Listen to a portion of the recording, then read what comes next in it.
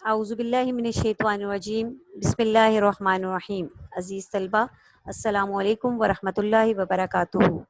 میں تسنیم اختر، اسلام آباد کالج برائے طلبہ G63، week number 9، lecture number 8۔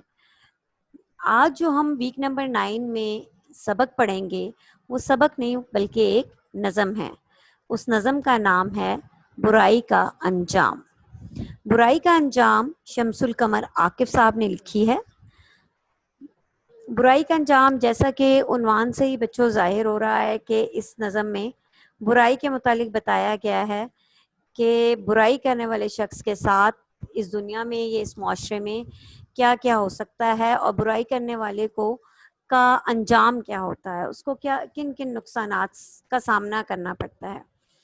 اس نظم کا مرکزی خیال یہ ہے کہ برائی کے راستے پہ چلنے والا جو شخص ہے وہ اپنا نقصان کچھ یوں کرتا ہے کہ نہ دنیا میں اسے کوئی عزت کی نگاہ سے دیکھتا ہے، نہ اس کے مال و دولت میں برکت ہوتی ہے، بلکہ ہر کوئی اس کو نفرت کی نگاہ سے دیکھتا ہے۔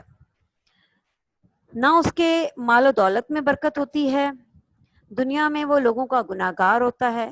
کس وجہ سے گناہگار ہوتا ہے؟ چونکہ وہ لوگوں کو ستاتا ہے۔ اب لوگوں کو ستانے کے بدلے میں اس کا نقصان کیا ہوتا ہے؟ شاعر نے کیا کہا ہے کہ نبی صلی اللہ علیہ وسلم اور اللہ تعالیٰ اس سے ناخوش ہوتے ہیں۔ یعنی کہ اس سے ہمیں یہ پتہ چلتا ہے کہ جو شخص دوسروں کے ساتھ برا کرتا ہے، جو شخص دوسروں کے لیے کانٹے بوتا ہے، اس کے اپنے حصے میں بھی برائی آتی ہے، اس کے اپنے حصے میں بھی کانٹے آتے ہیں۔ آخر میں اس نظم کے شاعر یہ کہتا ہے کہ اے نو عمر، یعنی کہ آپ لوگوں سے، بچوں سے مخاطب ہو کے کہتا ہے کہ برائی کے کاموں میں صرف اور صرف جو ہے وہ معاشرے میں ذلت کا اور رسوائی کا ہی سامنا کرنا پڑتا ہے۔ اسی لیے شاعر یہ کہتا ہے کہ ہمیں بڑوں نے ایک ہی بات سمجھائی ہے کہ برائی کا مرتکب ہونے والا یا برائی کرنے والا جو کہ ہمیشہ رسوا اور ذلیل ہو کے مرتا ہے اور اپنا نقصان خود ہی کرتا ہے، تو اس لیے چاہیے کہ ہمیں حد الوسع کوشش کرنی چاہیے کہ ہم برائی سے بچیں، دوسروں کو نقصان پہنچانے سے بچیں، اور جو ہے نقصان، چونکہ دوسروں کو جب ہم نقصان پہنچائیں گے تو اپنے حصے میں بھی وہ نقصان آئے گا۔ کیا ایک تو گناہ کا نقصان ہو گیا، دوسرا معاشرے میں بھی جب لوگوں کو پتہ چلتا ہے کہ اس شخص نے کسی دوسرے کے ساتھ زیادتی کی ہے یا کسی کا نقصان کیا ہے تو بھی آپ کی عزت نہیں رہتی۔ یہ تو تھا برائی کا انجام اور اس کا مرکزی خیال۔ آئیے بچوں، پہلے ہم ایسا کرتے ہیں کہ اس نظم کی ایک دفعہ پڑھائی کر لیتے ہیں تحت اللفظ کے تحت، اس کے بعد پھر ہم دیکھیں گے کہ ان اشعار کی تشریح کیا ہے۔ برائی کا انجام، صفحہ نمبر 70، یعنی کہ پیج 70۔ برائی کے راستے پہ جو بھی چلے گا ہمیشہ وہ نقصان اپنا کرے گا، نہ دنیا میں ہوگی کبھی اس کی عزت، نہ ہی جان اور مال میں کوئی برکت، کرے گا یہاں ہر کوئی اس سے نفرت، سبھی کی نظر میں وہ نیچا رہے گا، ہمیشہ وہ نقصان اپنا کرے گا۔ ستاتا ہے دنیا میں جو ہر کسی کو، جو کرتا ہے ناخوش خدا اور نبی کو، خدا کیوں نوازے گا اس آدمی کو، جو بوئے گا کانٹے تو کانٹے چنے گا، ہمیشہ وہ نقصان اپنا کرے گا۔ بری شے سے بری شے ہے اے نو نہالو برائی، برائی میں کیا ہے فقط جگ ہسائی، بڑوں نے ہے یہ بات سچی بتائی، برا آدمی ہو کے رسوا مرے گا، ہمیشہ وہ نقصان اپنا کرے گا۔ اس کے جو رائٹر ہیں یا جس شاعر نے اس نظم کو لکھا ہے ان کا نام ہے شمس القمر عاقب۔ یہ تو تھی اس نظم کی پڑھائی تحت اللفظ کے تحت۔ اب ہم ان کے اس نظم کے اشعار کی تشریح کو دیکھ لیتے ہیں بیٹا۔ برائی کے راستے پہ جو بھی چلے گا ہمیشہ وہ اپنا نقصان کرے گا، نہ دنیا میں ہوگی کبھی اس کی عزت، نہ ہی جان اور مال میں کوئی برکت، کرے گا یہاں ہر کوئی اس سے نفرت، سبھی کی نظر میں وہ نیچا رہے گا، ہمیشہ وہ نقصان اپنا کرے گا۔ یہ تو تھا پہلا بند۔ ان اشعار میں شاعر یہ کہتا ہے کہ برائی کے راستے پہ جو شخص چلتا ہے وہ اپنا نقصان خود کرتا ہے، کیونکہ برائی میں کوئی خیر نہیں، نہ ہی اپنے لیے نہ ہی دوسروں کے لیے۔ इस रास्ते में सिर्फ नुकसान ही नुकसान है। गोया यूं भी कहा जा सकता है कि बुराई के रास्ते पर चलने वाले का कोई और दुश्मन नहीं बल्कि वो अपना दुश्मन खुद ही है। ऐसा करने वाला शख्स खुद अपना नुकसान करता है। अब उस ऐसे शख्स को कोई दूसरा शख्स नुकसान नहीं पहुंचाता, बल्कि बुराई करने वाला खुद ही अपने आप को नुकसान पहुंचा रहा होता है। अच्छा, अब इस शायर में इन शेरों में शायर ने बुराई करने वाले का मकाम भी बताया है कि इस दुनिया में बुराई करने वाले का क्या मकाम है। यानी जो बुराई करता है उसका इस दुनिया में भी कोई मकाम नहीं, इस दुनिया में भी उसको कोई ख़ास इज्जत नहीं मिलती। अब मज़ीद क्या नुकसान होते हैं कि ना उसकी जान में बरकत होती है, ना उसकी माल में बरकत होती है। अब यहाँ आप सोचते होंगे कि जान में बरकत क्या है, यानी कि उसकी उम्र में बरकत नहीं रहती और ना ही उसके माल और दौलत में बरकत रहती है, ना उसकी ज़िंदगी में कोई सुकून रहता है। अब जब किसी भी शख्स को ये पता चलता है, आप आम रूटीन में भी देखें कि किसी ने किसी के साथ बुरा किया है, तो जब आपके ऊपर उसकी असलियत खुलती है तो आपको उससे ऑटोमेटिकली जो है वो नफरत सी होने लग जाती है। इसी तरह शायर कह रहा है कि हर शख्स को किसी भी शख्स के मुतालिक जब ये पता चलता है कि उसने ये बुरा काम किया है, उसकी असलियत से जब कोई शख्स आशना हो जाता है कि इस शख्स ने बुराई का इर्तिकाब किया है, तो कोई भी शख्स उसको अजीज नहीं रखता। कोई भी शख्स बुरा करने वाले से मोहब्बत नहीं करता, बल्कि उसकी इस बुराई की वजह से लोग उसको नफरत की निगाह से देखते हैं, उससे नफरत करते हैं। और होता क्या है कि वो सभी की नज़रों में गिर जाता है और यूं वो हमेशा अपना नुकसान खुद ही कर बैठता है। और वैसे भी आपने एक कहावत सुनी होगी कि जब इंसान किसी के रास्ते में कांटे बोता है तो वो खुद भी कांटे ही काटता है, या जो दूसरों के लिए गड़ा खोदता है तो वो सबसे पहले खुद ही उसमें गिर जाता है। तो इसीलिए जब हम किसी के साथ कोई ज्यादती करते हैं, किसी को कोई अजियत पहुंचाते हैं, नुकसान पहुंचाने की या तकलीफ पहुंचाने की कोशिश करते हैं, तो उससे पहले हमें ये सोच लेना चाहिए कि ये चीज़ हम पे वापस भी आएगी, हम भी इसी चीज़ के हकदार बनेंगे। अगर आप अच्छा करेंगे तो आपके हिस्से में इंशाल्लाह वल अजीज अच्छा ही आएगी, अगर आप किसी के साथ बुरा करेंगे तो आपके हिस्से में बुराई आएगी। नेक्स्ट अशार को देख लेते हैं। सताता है दुनिया में जो हर किसी को, जो करता है नाखुश खुदा और नबी को सल्लल्लाहु अलैहि वसल्लम। खुदा क्यों नवाजेगा उस आदमी को, जो बोएगा कांटे तो कांटे चुनेगा, हमेशा वो नुकसान अपना करेगा। जी, ये मैंने आपको इससे पहले बता दिया। ऊपर के अशार में, नीचे के अशार का भी थोड़ा सा मैंने इंटरलिंक्ड आपस में किया। इन अशार में भी शायद दोबारा ये कह रहे हैं कि अल्लाह ताला की खुशनुदी और अहकाम जो हैं उनकी तरफ शायर हमें सबसे पहले तवज्जो दिलाते हैं कि जो शख्स दूसरों को सताता है, सबसे पहले उसके लिए क्या सबसे बड़ा उसके ऊपर जो है वो आता है कि अल्लाह ताला उससे नाखुश हो जाते हैं और नबी सल्लल्लाहु अलैहि वसल्लम खातमुन नबीयीन भी जो है वो नाखुश होते हैं। पहला उसको जुर्म की सज़ा, पहली जो सज़ा है उसके लिए क्या है कि दुनिया में जो कि उसने लोगों को लोगों को सताया तो अल्लाह ताला भी उससे नाखुश हुए और अल्लाह ताला के नबी सल्लल्लाहु अलैहि वसल्लम भी उस शख्स से नाखुश हुए। ये पहली बहुत बड़ी सज़ा है उसके लिए। तो आखिरत में तो फिर जाहिर बात है उसके लिए सज़ा होगी ही होगी। दूसरी बड़ी सज़ा अगले शेर में क्या अल्लाह ताला शायर बता रहे हैं कि खुदा क्यों नवाजेगा उस आदमी को, कि जब आप किसी के साथ बुरा करते हैं तो अल्लाह ताला अपना गज़ब तो नाजिल फरमाएंगे ही फरमाएंगे। ठीक है, इसके साथ साथ फिर जो है वो अल्लाह ताला कह रहे हैं, शायर ये कह रहा है कि अल्लाह ताला उसे किसी नेमत से भी नहीं नवाजेगा। वो दुनिया में जो तमाम नेमतें हैं वो उनसे फैज़याब नहीं हो सकेगा, वो नेमतें उसको मिलेंगी नहीं। और साथ ही शायर कह रहे हैं वैसे भी कुदरत का ये कानून है कि जो बोएगा कांटे तो कांटे चुनेगा। आपने किसी के साथ बुरा किया है तो आपके हिस्से में बुराई आएगी, अगर आप किसी के साथ अच्छाई करते हैं तो आपके हिस्से में अच्छाई ही आएगी।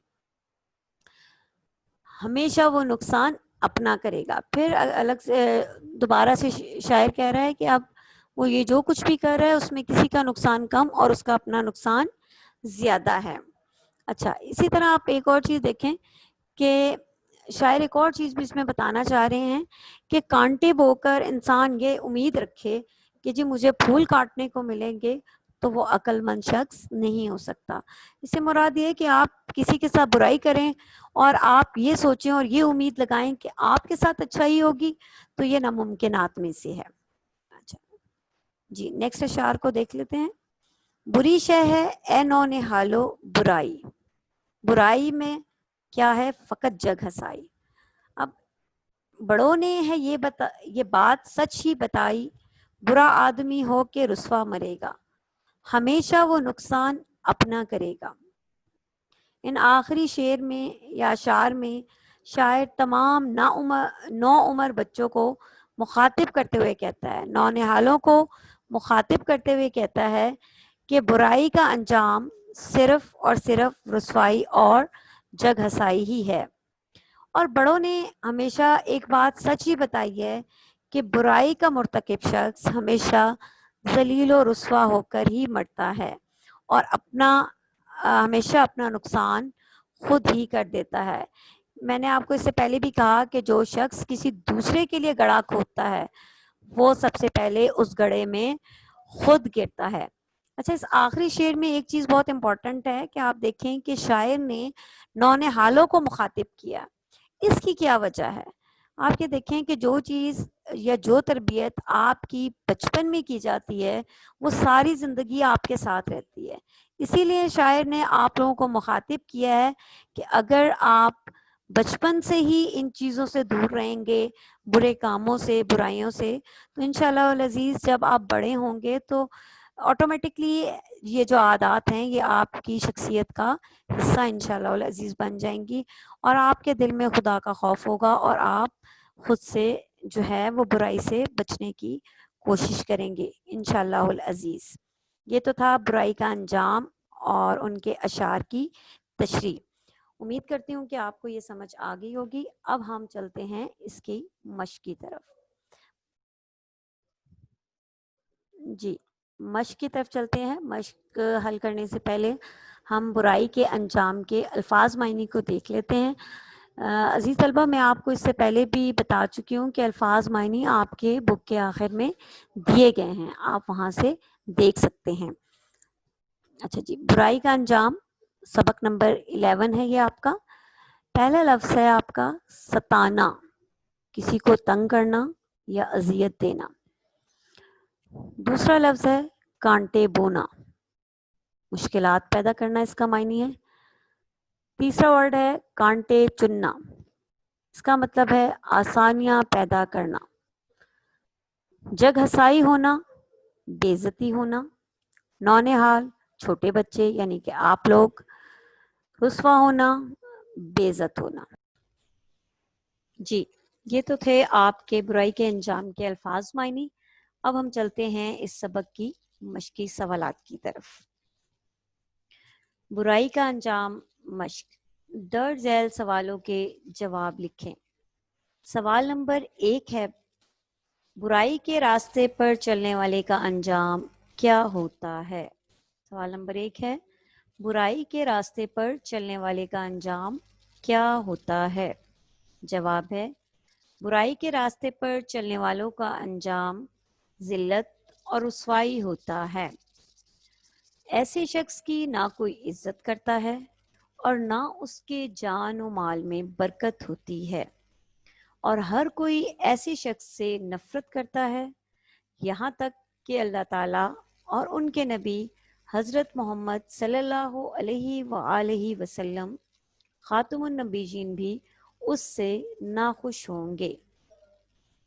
سوال نمبر 1 آپ کو اسکرین پہ بیٹا نظر آ رہا ہوگا, آپ اس کو نوٹ ڈاؤن کر لیجئے. اب ہم چلتے ہیں سوال نمبر 2 کی جانب. جی, سوال نمبر 2 ہے, دنیا میں جو دوسروں کو ستاتا ہے وہ اپنا کیا نقصان کرتا ہے؟ جواب ہے, جو انسان دنیا میں دوسروں کو ستاتا ہے وہ اپنا نقصان ہی کرتا ہے. ایسے شخص سے اللہ اور اس کے نبی صلی اللہ علیہ وآلہ وسلم خاتم النبیین کو ناخوش کرتا ہے اور اللہ تعالیٰ ایسے شخص کو کسی نعمت سے نہیں نوازتے. یہ ہم نے اشعار کی تشریح میں بھی پڑھا تھا کہ وہ دو نقصان جو بہت بڑے نقصان ہیں کہ آخرت میں بھی اس کے لیے وعید ہے اور دنیا میں بھی نعمتوں سے جو ہے نعمتیں اس کو نہیں نوازی جاتی, اسے دنیا میں بھی نعمتیں نہیں ملتی. اور آخرت کے لیے کیا کہ اللہ جب ناراض ہو کے, اللہ تعالیٰ جب اس سے ناراض ہو گئے, نبی صلی اللہ علیہ وآلہ وسلم جب اس سے ناراض ہو گئے تو اس کی آخرت بھی خراب ہو گئی. سوال نمبر 3, ضرب المثل جو بوئے گا سو کاٹے گا کی وضاحت کریں. جواب ہے اس ضرب المثل میں جو بوئے گا سو کاٹے گا, اس سے مراد ہے کہ جس طرح انسان گندم بو کر چاول نہیں کاٹ سکتا, اسی طرح برائی کر کے اسے اچھائی نہیں ملتی. یعنی اگر کوئی شخص کسی کے ساتھ اچھا کرے گا تو اس کے ساتھ بھی اچھا ہوگا اور آسانیاں اس کے حصے میں آئیں گی. اس کے برعکس اگر کوئی شخص کسی کے ساتھ غلط کرے گا تو اس کے ساتھ بھی غلط ہی ہوگا. بیٹا اس کے علاوہ حضرت ابو بکر صدیق کا قول ہے کہ آپ جب دوسروں کے کاموں میں لگ جاتے ہیں تو اللہ تعالیٰ آپ کے کاموں میں لگ جاتا ہے. یعنی کہ آپ اگر کسی کے لیے کوئی آسانی پیدا کرتے ہیں اس کے کام میں, کسی بھی اس میں, تو یہ ہو نہیں سکتا کہ اللہ تعالیٰ آپ کے لیے آسانیاں پیدا نہ کرے. لیکن اگر آپ کسی کے لیے مشکلات پیدا کرتے ہیں, کسی کی راہ میں کانٹے بچھانے کا سبب بنتے ہیں, تو پھر آپ اس چیز کی بھی امید نہ رکھیں کہ آپ کے حصے میں آسانیاں آئیں گی, بلکہ پھر آپ یہ توقع رکھیں کہ آپ کے حصے میں بھی کانٹے ہی آئیں گے, آپ کے حصے میں کبھی آسانیاں نہیں آئیں گی. تو اس لیے کوشش کرنی چاہیے حد الوسع کہ آپ لوگوں کے لیے آسانیاں بانٹنے کا سبب بنے, آپ لوگوں میں آسانیاں بانٹیں, نہ کہ لوگوں کے لیے مشکلات پیدا کریں.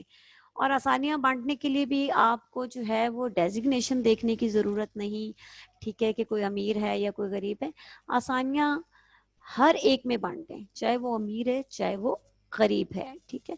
کوئی بھی چھوٹی سی نیکی ہے وہ انسان کی رائے کا نہیں جاتی, اس لیے چھوٹی سی بھی نیکی کرنے سے گریز نہیں کرنا چاہیے. جیسے راستے میں بیٹا چلتے چلتے آپ کو کوئی پتھر نظر آ گیا, کوئی ایسی لکڑی نظر آ گئی کہ آپ سوچتے ہیں کہ کوئی راستے سے گزرے گا تو اس کو نقصان پہنچ سکتا ہے, یا رات کے ٹائم پہ کوئی ایسی رسی یا کوئی ایسی چیز جس سے انسان ڈر سکتا ہے, تو آپ اس کو بھی اٹھا دیں گے تو وہ ایک نیکی آپ کی شمار ہوگی.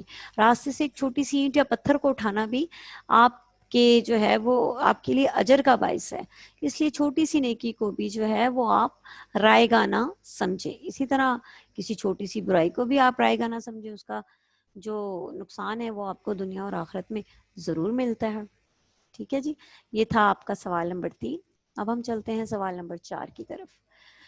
بڑوں نے کیا بتایا ہے؟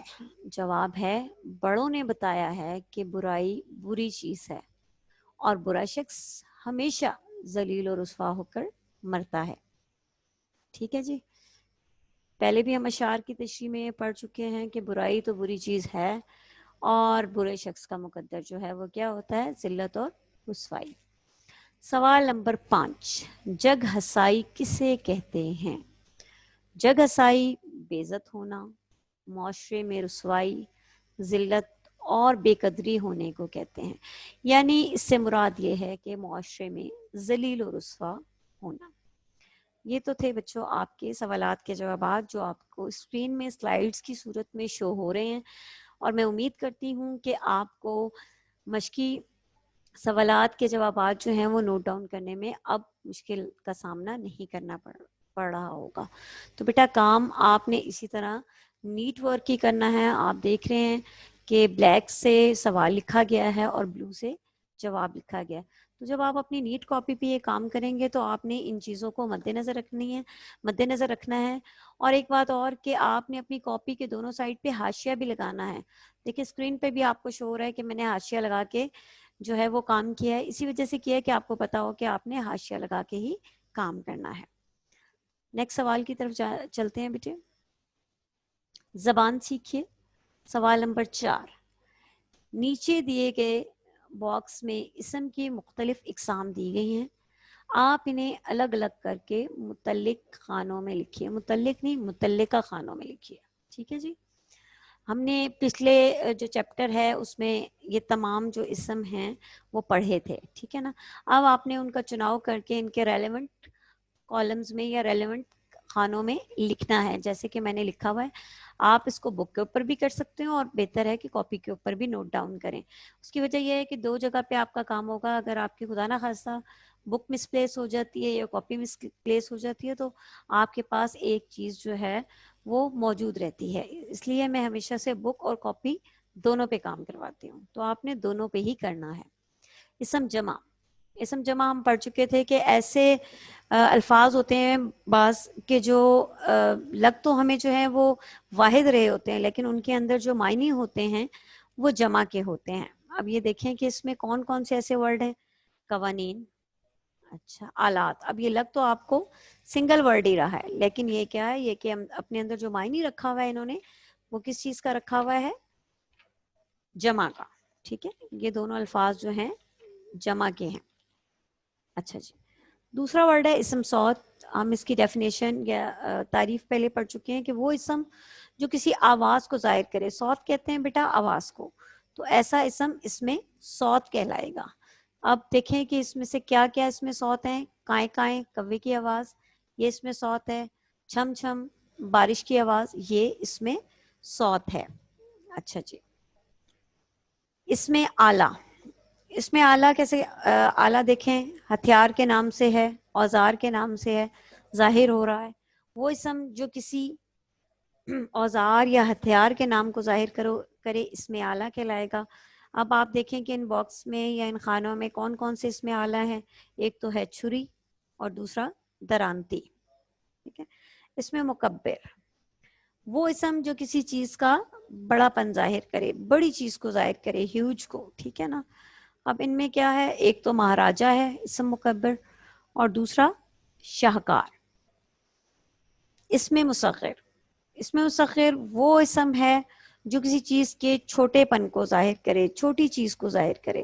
جیسے میں نے آپ کو بتایا تھا باغ، دیگ، مطلب باغ باغیچہ بڑا ہوتا ہے، باغ کی نسبت دیگ. ٹھیک ہے نا، دیگ کی نسبت دیگچہ بڑا ہوتا ہے. ٹھیک ہے نا. اب یہاں پہ اسم مصغر کون سے ہیں؟ باغیچہ اور غالیچہ. اس میں ظرف، اس میں ظرف جو ہے وہ اسم ہے جو کسی جگہ یا وقت کو ظاہر کرے. یعنی جگہ مثلا اسکول، دفتر، ٹھیک ہے، وغیرہ وغیرہ. اور اسم ظرف جو ٹائم کو، جیسے کہ دوپہر کا وقت، ٹھیک ہے، رات کا وقت، وغیرہ وغیرہ. اس میں کون کون سی چیزیں ہیں؟ اس میں اسم ظرف صبح ہے اور دوسرا ہے شام. سوال نمبر 5، درج ذیل فقرات کو درست کر کے لکھیں. مثلا پہلا کیا ہے؟ میں نے سرگودا جانا ہے. اس کی کریکشن یا درست فقرہ اس کا کیا ہے؟ مجھے سرگودا جانا ہے. ٹھیک ہے، یہ شاید جاتا لکھا ہوا ہے بیٹا، یہ جاتا نہیں ہے، مجھے سرگودا جانا ہے. اس کی کریکشن کر لیجیے گا، شاید یہ مس پرنٹنگ کی وجہ سے 2 نقطے لگ گئے ہیں. ہم نے کوہ ہمالیہ کا پہاڑ دیکھا. اس میں کیا کریکشن ہے؟ اس میں دیکھیں کہ پہاڑ بھی لکھا ہوا ہے اور کوہ بھی. کوہ کس کو کہتے ہیں؟ کوہ بھی پہاڑ کو کہتے ہیں. تو 2 دفعہ پہاڑ نہیں آئے گا. جب کوہ آ گیا تو پھر دوسرے پہاڑ کی ضرورت نہیں، اس کو ہم اومٹ کر دیں گے. ہم نے کوہ ہمالیہ دیکھا. تیسرا آپ کا فقرہ ہے، انہوں نے دلچسپ واقعہ سنایا. انہوں نے دلچسپ واقعہ سنایا. اب یہ دیکھیں واقعہ ہے اور وہ واقع ہے. واقع کا مطلب یہ ہوتا ہے کہ کسی جگہ پر کسی چیز کا، کسی عمارت کا قائم ہونا. اور دوسرا جو واقعہ ہے اس کا مطلب ہوتا ہے کوئی کہانی، ٹھیک ہے، کوئی اور واقعہ، واقعات سے نکلا ہوا. ٹھیک ہے، تو اس میں املا کی غلطی ہے. ٹھیک ہے نا. امید ہے کہ آپ نے کریکشن کر لی ہوگی. نمبر 4، کھٹی دہی مت کھانا. ٹھیک ہے، اس میں کیا چیز ہے؟ کھٹا دہی مت کھانا. ہم نے آپ کا غریب خانہ دیکھا ہے. ٹھیک ہے نا. ہم نے آپ کا غریب خانہ دیکھا ہے. ہم عموماً یہ لفظ اپنے عام روزمرہ استعمال میں استعمال کرتے ہیں کہ آپ ہمارے غریب خانے پر تشریف لائیے.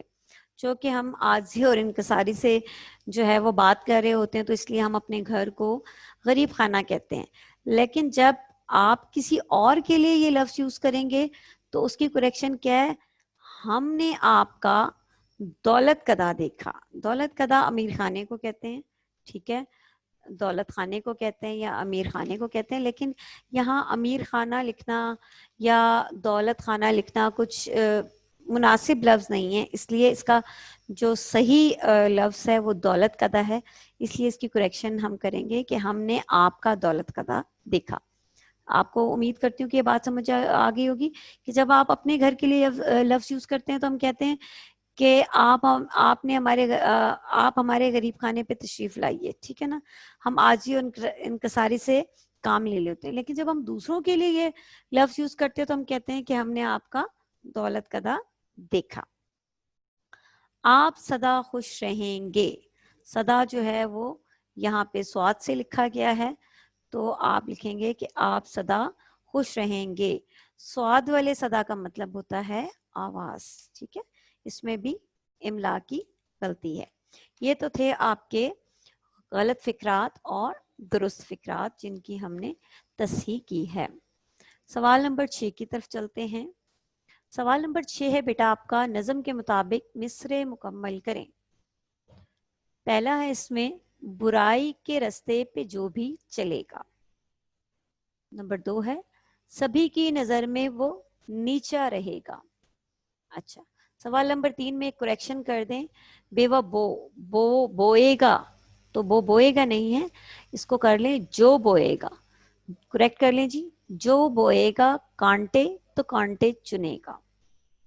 4 ہے بڑوں نے ہے یہ بات سچ ہی بتائی. نیکسٹ دیکھیں, برا آدمی ہو کے رسوا مرے گا. فرسٹ ورڈ میں آ رہا ہے آپ کے رستے, نمبر 2 میں نیچا, نمبر 3 میں کانٹے, نمبر 4 میں سچ اور نمبر 5 میں رسوا. یہ تھا آپ کا نظم کے مطابق مصرع مکمل کریں. اب ہم چلتے ہیں سوال نمبر 7 کی طرف جو کہ ہے آپ کا کالم ملائیں. اور یہاں پہ بھی آپ کو اسکرین پہ نظر آ رہا ہے کہ میں نے کالم جیم بھی بنا دیا ہے. پچھلے تمام لیکچرز میں آپ کو ساتھ ساتھ یہ بتاتی رہی ہوں کہ جب آپ میچ کر رہے ہوتے ہیں تو بعض اوقات لائنز ایک ساتھ میچ ہو جاتی ہیں جس کی وجہ سے چیکر کو چیکنگ کرنے میں مشکل درپیش ہوتی ہے اور آپ کے نمبر بھی ڈیڈکٹ ہو جاتے ہیں. تو اس کے لیے بہتر آپشن یہ ہوتا ہے کہ اگر تو آپ کے پیپر میں کالم جیم بنا ہے تو اس میں آپ لکھ دیں, ادروائز آپ خود سے کالم جیم بنا کر اس کا جو درست جواب ہے کالم جیم میں لکھ دیں. ستانا تنگ کرنا, کانٹے بونا مشکلات پیدا کرنا, رسوا ہونا بے عزت ہونا, جگ دنیا زمانہ معاشرہ, ٹھیک ہے, نونہال نو عمر یعنی کہ بچے آپ لوگ. یہ تو تھا سوال نمبر 7, کالم ملائیں. سوال نمبر 8 کی طرف چلتے ہیں. درج ذیل فقرات اپنے الفاظ میں مکمل کریں. یعنی کہ ایک پہلا چھوٹا سا آپ کو لفظ ہنٹ دے دیا گیا ہے, اس سے آپ کچھ بھی لکھ سکتے ہیں کہ کیا ہوا. ایک جیسے ہم واقعہ تحریر کرتے ہیں یا خود سے ہم کہانی لکھنے کی کوشش کرتے ہیں تو اس طرح کے یہ جملے ہیں. یہ میں نے آپ کے سامنے لکھ کے بھی جو ہے وہ شو کر دیے ہیں, آپ کو اسکرین پہ نظر آ رہے ہیں. لیکن آپ خود سے بھی اگر لکھنا چاہیں تو اس کو کوئی بھی کسی بھی طریقے کے اور اس میں چینجز لانا چاہیں تو آپ لا سکتے ہیں. فار ایگزامپل جیسے پہلا ہے ایک دفعہ کا ذکر ہے کہ ہم عمرہ کے لیے گئے, ٹھیک ہے. دوسرا ہے پرسوں ہم مارکیٹ جائیں گے, ہم سیر کو جائیں گے یا سیر کو گئے, یا ہم سوات گئے وغیرہ وغیرہ. اس میں کوئی بھی آپ ورڈنگ لا سکتے ہیں. تھرڈ ہے جب آپ لاہور جائیں گے تو تاریخی مقامات دیکھیں گے. بیٹا یہ میں نے صرف آپ کو سمجھانے کے لیے لکھ دیا ہے. اس سے بہترین اگر آپ کو کوئی جملہ ملتا ہے تو وہ آپ لکھ سکتے ہیں. گرمیوں کا موسم آنے والا ہے, یا گرمیوں کا موسم آیا تو ہم مری جائیں گے. اس کے بعد نیکسٹ سوال ہے جو آپ کو اسکرین پہ تو نہیں شو ہو رہا آپ کی بک پہ, کہ پیج نمبر 73 پہ آپ کو شو ہوگا کہ آپ نے لکھنی ہے برائی کا انجام کے عنوان پر کہانی تحریر کرنی ہے. جو کہ آپ کی بک میں یہاں موجود نہیں ہے. آپ کو میں پہلے اپنے لیکچرز میں بتا چکی ہوں کہ گرامر کی کلاس 6 کی ششم کی ایک کتاب ہے قواعد و انشاء, وہ آپ لے لیجئے. اس کے پیج نمبر 93 پہ یہ کہانی کچھوا اور بچھو کے نام سے موجود ہے. یا اس کے علاوہ کسی گرامر کی بک سے آپ کو اس عنوان پہ کوئی کہانی ملتی ہے برائی کا انجام, تو وہ آپ خود سے لکھ لیجئے گا. ٹھیک ہے, اس کو ہم انشاءاللہ العزیز جب آپ کے اسکول کھلیں گے تو ان کہانیوں کو بھی ڈسکس کر لیں گے. ٹھیک ہے, لیکن ابھی آپ نے خود سے یہ کہانی ضرور لکھنی ہے نیٹ کاپی کے اوپر. لیکن اس کا عنوان کیا ہوگا؟ اس کا عنوان برائی کا انجام ہوگا. نیکسٹ پیج پہ غور کیجئے ہے کہ جملے محاورات کا استعمال کرنا ہے اور جملے بنانے ہیں. ٹھیک ہے, تو جملے بھی میں نے آپ کو حسب معمول پہلے کی طرح اسکرین پہ شو کر رہی ہوں. اگر آپ اس سے بہترین بنا سکتے ہیں تو بنا لیجئے, ادروائز آپ انہی جملوں کو نوٹ ڈاؤن کر لیجئے. ٹھیک ہے, پہلا لفظ ہے نظر میں نیچا ہونا. نظر میں نیچا ہونا. دھوکہ دینے والا شخص ہر ایک کی نظر میں نیچا ہوتا ہے. دوسرا ورڈ ہے آپ کا کانٹے بونا. دوسروں کی راہ میں کانٹے بونے والا شخص کبھی خوش نہیں رہتا. تھرڈ لفظ ہے آپ کا جگ ہسائی. برائی کا انجام جگ ہسائی ہی ہوتا ہے. نمبر 4 نقصان. علی کو تجارت میں بڑا نقصان ہوا. پانچواں لفظ ہے برکت. مل جل کر کھانے میں برکت ہوتی ہے. یہ تو تھے آپ کے جملے جو یہاں مکمل ہوئے. جملے بنانے میں بیٹا ہمیشہ یہ خیال رکھیں کہ جملہ بہت آسان ہو اور ایسے الفاظ کا استعمال ہو جس میں آپ کی املا کی زیادہ غلطیاں نہ ہو سکیں, کیونکہ جب آپ کی املا کی غلطی ہو جاتی ہے تو آپ کے نمبر ڈیڈکٹ ہو جاتے ہیں. اس لیے جملے سیدھے, سادہ اور فہم یعنی کہ آسان ہونے چاہیے. ٹھیک ہے, یہاں پہ ہمارا یہ چیپٹر یعنی کہ برائی کا انجام نظم کمپلیٹ ہوئی. امید ہے کہ آپ کو اچھے طریقے سے سمجھ آ گئی ہوگی. انشاءاللہ نیکسٹ لیکچر میں ہم نیکسٹ چیپٹر پڑھیں گے. تب تک کے لیے مجھے اجازت دیجیے. السلام علیکم ورحمۃ اللہ وبرکاتہ.